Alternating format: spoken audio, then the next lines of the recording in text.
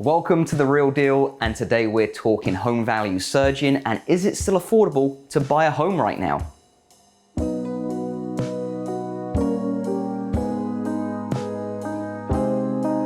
Housing inventory is at an all-time low. Realtor.com just reported that there are 39% fewer homes for sale today than there were last year. At the same time, buyer demand remains strong. In a recent newsletter, research analyst Ivy Zellman explained, quote, although the headwind of severe supply constraints in most markets has contributed to a slight moderation in seasonally adjusted and year-over-year new pending contract growth for 2 consecutive months, albeit still growing strongly, the underlying strength of buyer demand, particularly for the same time of year, remains apparent. Whenever there's a shortage in the supply of an item that's in high demand, the price of that item increases. That's exactly what's happening in the real estate market right now. As a result, home values are surging. This is great news if you're planning to sell your house. And on the other hand, as either a first-time home buyer or a repeat buyer, this may seem like troubling news. Purchasers, however, should realize that the price of a house is not as important as the monthly cost. Here's how it breaks down. There are several factors that influence the cost of a home. 2 of the major ones are 1, the price of a home, 2, the mortgage rate at which a buyer can borrow the funds necessary to purchase the home. How do these factors impact affordability? The National Association of Realtors, NAR, produces a housing affordability index which takes these factors into account and determines an overall affordability score for housing. According to NAR, the index, quote, measures whether or not a typical family earns enough income to qualify for a mortgage loan on a typical home at the national and regional levels based on the most recent price and income data.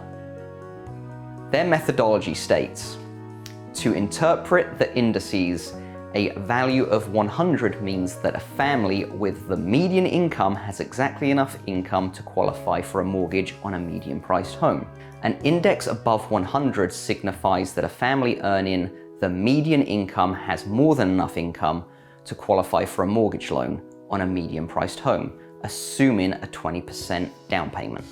So the higher the index, the more affordable it is to purchase a home. Here's a graph of the index going back to 1990. The blue bar represents today's affordability. We can see that homes are more affordable now than they were from 1990 to 2008 and 2017 to 2018. Buying a home today is just a little less affordable than it was last year, but still very affordable compared to historical housing market trends. Note, during the housing crash from 2009 to 2015, distressed properties, foreclosures and short sales dominated the market.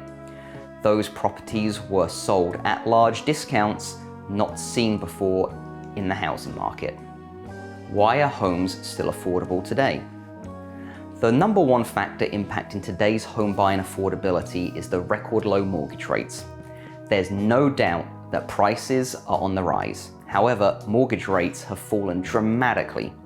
Last week, Freddie Mac announced that the average interest rate for a 30-year fixed rate mortgage was 2.72%.